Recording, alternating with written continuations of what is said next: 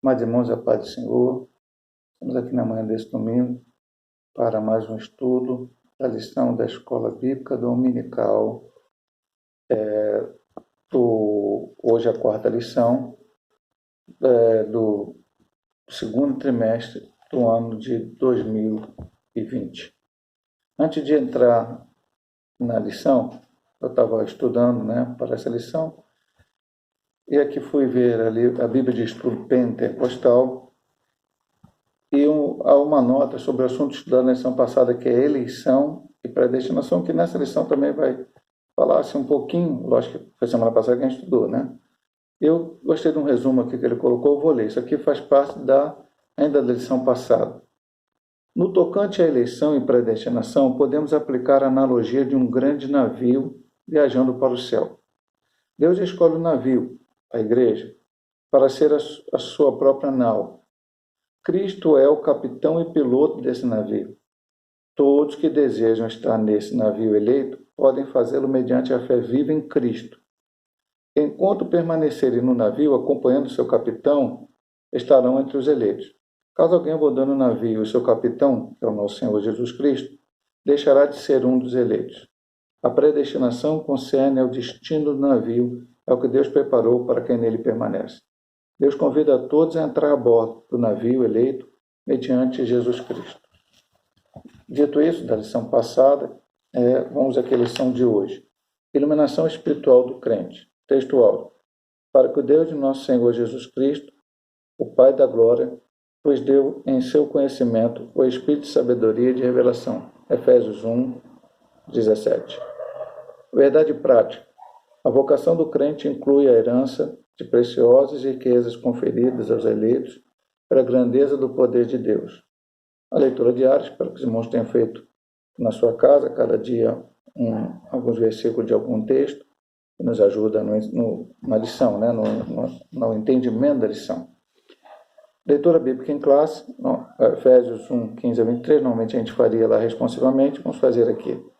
Pelo que ouvindo eu também, a fé que entre vós há no Senhor Jesus, e o vosso amor para com todos os santos, não cesse de dar graças a Deus por vós, lembrando-me de vós nas minhas orações, para que o Deus de nosso Senhor Jesus Cristo, Pai da glória, vos dê em seu conhecimento o espírito de sabedoria e de revelação, tendo iluminado seus olhos do vosso entendimento, para que saibais qual seja a esperança da sua vocação, e quais as riquezas da glória da sua herança nos santos, e qual a sobreexcelente grandeza do seu poder sobre nós, os que cremos, segundo a operação da força do seu poder.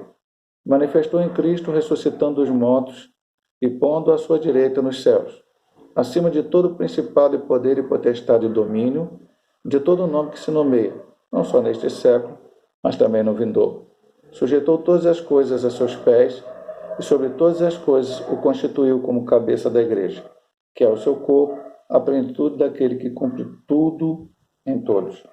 O objetivo geral do autor da lição é esclarecer a dimensão de nossa chamada, a riqueza da herança divina e a grandeza do poder de Deus. Então vamos aqui para a introdução. Ainda no primeiro capítulo, o apóstolo Paulo inicia uma longa sentença assim dividida. Ações de graças, capítulo 1, versículo 15 e 16, oração intercessória, versículo 17 e 19, e confissão de louvor e exaltação, 20 e 23. Nesta sentença, somos exortados a louvar o Senhor pela nossa eleição, buscar a iluminação do Espírito para compreender a dimensão de nossa chamada e herança divina, e como entender a grandeza do poder de nosso Deus. O autor da lição divide em 3 pontos que vamos estudar. O ponto 1, a esperança da vocação e riqueza da glória. 2, sobre excelente grandeza e força do poder divino. E 3, Cristo, nosso exemplo de exaltação. Ponto 1, ação de graças e intercessão. O apóstolo se alegra em dar graça a Deus pela vida dos eleitos. Acabamos de ler aqui no resumo da semana passada. Um navio, tem um capitão que é Cristo, e aqueles que entrarem nele, permanecerem nele, são os eleitos. Deus preparou isso desde lá da fundação do mundo, como estudamos. Então, ele fala em ação de graças. O que é ação de graças? ação de agradecer. E aqui no caso específico, Paulo está agradecendo pela vida dos eleitos. Vamos agradecer a Deus por quê?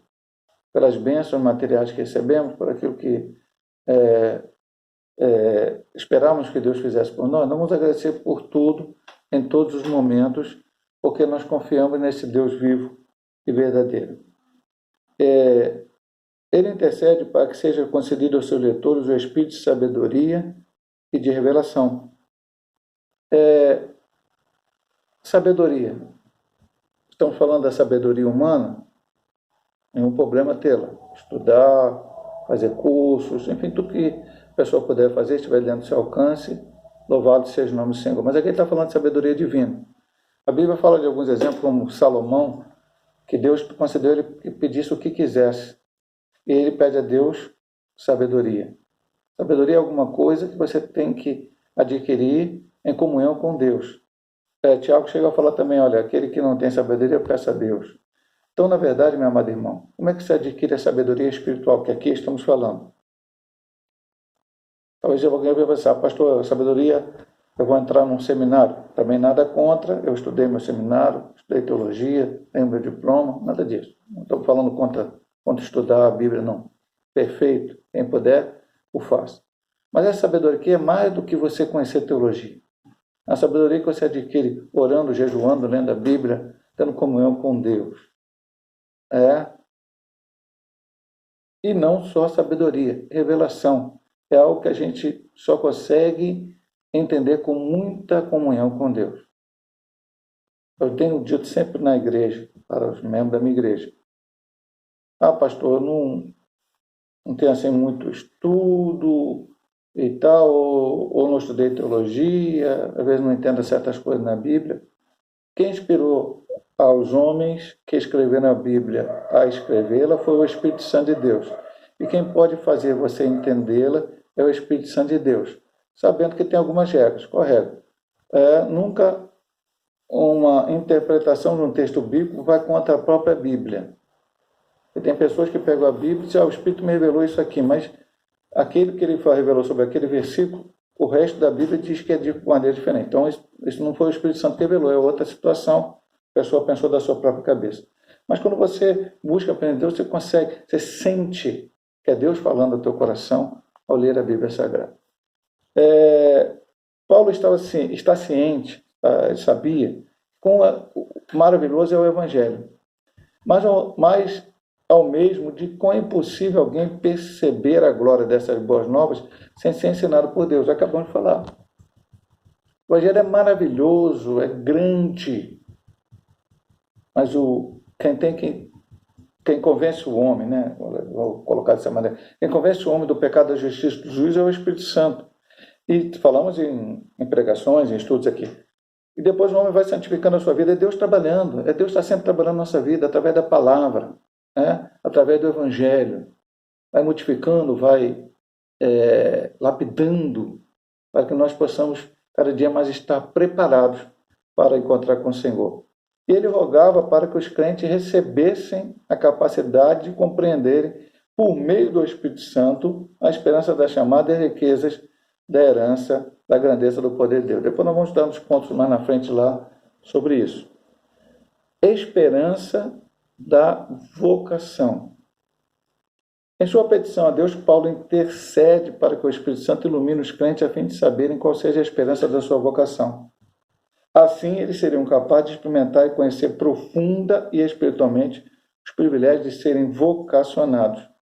Podemos dizer que tal esperança divide-se em 3 aspectos. Deus chamou pessoas no passado. Nós estamos falando da eleição em Cristo. A chamada abrange serviço e santificação no presente.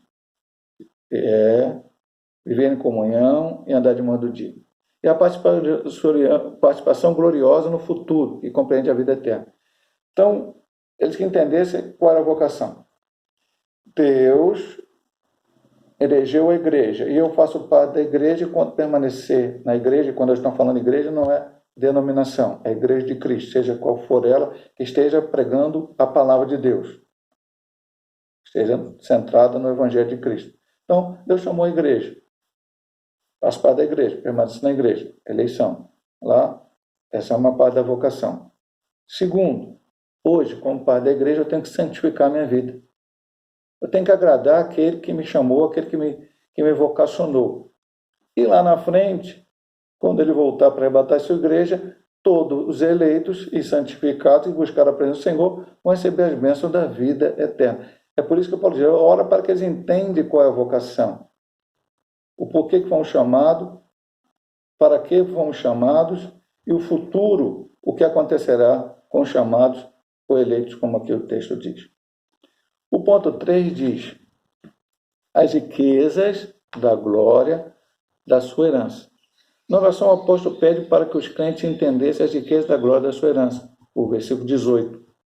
A expressão sua herança enfatiza o que Deus deu aos seus eleitos.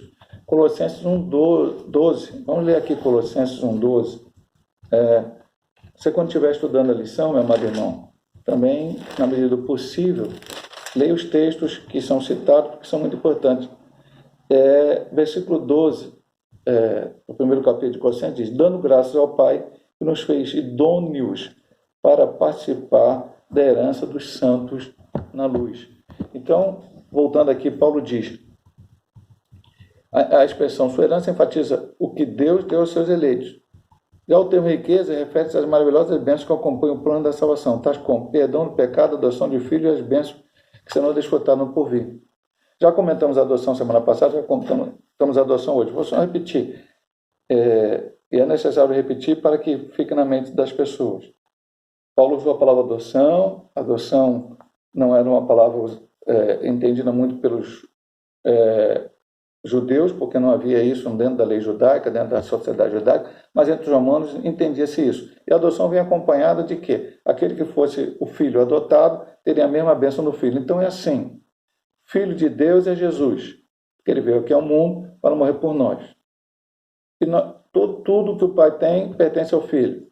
E através de você aceitar Jesus como Salvador, você recebe essa riqueza que o Pai deixou para o Filho e para todos quanto aceitar. Então, a adoção. E aí ele fala, aliás, eu falei até adoção primeiro, pulei um ponto aqui. Antes ele vem o perdão. Olha, irmão, é bem profundo isso, bem profundo. A Bíblia diz, todos pecaram e destruídos e estão da glória de Deus. Deus olhou do céu, não viu um justo sequer. Nós somos justificados por Cristo, talvez essa doutrina vai ser até mais tocada lá na frente. Mas, digo mais na frente, outras lições. O perdão de Deus é algo que a gente não consegue mensurar. Eu mereci o perdão de Deus? Não. Mereço o perdão de Deus? Não. Mas por que ele me perdoa? Eu não sei. O seu amor, eu não consigo calcular isso. Essa é uma das maiores bênçãos que tem. Porque eu peço perdão a Deus hoje, pedi perdão pelos pecados quando aceitei Jesus. Mas aceitei Jesus e continuo pecando, porque eu estou nesse corpo material. Mas Deus continua me perdoando. E Ele olha para dentro do nosso coração e vê a nossa sinceridade. E a terceira, que já foi comentada, são as bênçãos do porvir. Que a gente só crê pela fé, mas não tem como papar. O que vai acontecer lá no céu? A única coisa que eu sei, meu amado irmão, que posso dizer para você é o seguinte, será melhor do que aqui, será melhor do que tudo que você passa nesta vida. É o que Deus preparou para nós. Paulo chega a dizer em 1 Coríntios, capítulo 2, versículo 9, o que o olho não viu, o que o coração não viu, enfim, é aquilo que Deus preparou para aqueles que o amam. É isso que Deus preparou para nós. E terminando aqui esse ponto, ele diz, como por exemplo, vemos a Deus e Cristo adoramos. Olha que maravilha. Sim, no dia aprazado os fiéis estarão reunidos na boda do Cordeiro, e os salvos tomarão posse da herança preparada desde a fundação do mundo.